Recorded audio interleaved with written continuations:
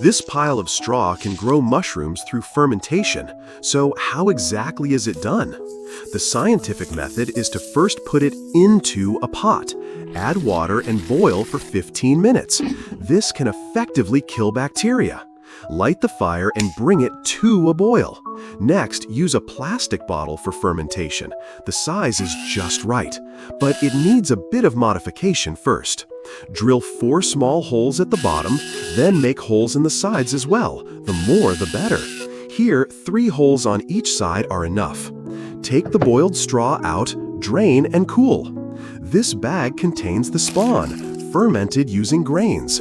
Place a 2-centimeter thick layer of straw at the bottom, then sprinkle a layer of spawn on top. Spread it evenly.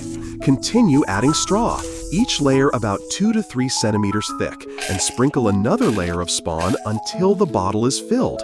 Press lightly to pack more in. Once full, close the cap. Now a bottle that can grow mushrooms is ready. Place it upside down in a cool, ventilated spot. Cover with a plastic bag. This keeps it warm and reduces moisture loss, creating a mini greenhouse. If the temperature is suitable, after about 20 days it will turn white inside, or mushrooms may even sprout from the holes. At this stage, gently remove the plastic bag. Be careful not to damage the tiny mushroom heads. If you look closely, you'll notice mushrooms, always sprouting from the holes you made earlier. Because during mycelium growth, mushrooms need oxygen and humidity. Once little mushrooms appear, spray water 2 to 3 times a day to keep it moist.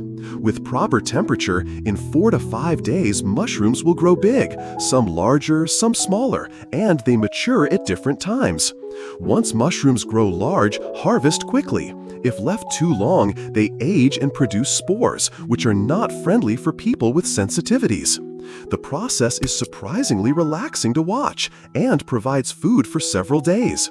Pick the large ones and leave the small ones, then keep spraying water. In just a few days, more mushrooms will appear. If you enjoy it, you can try growing them yourself.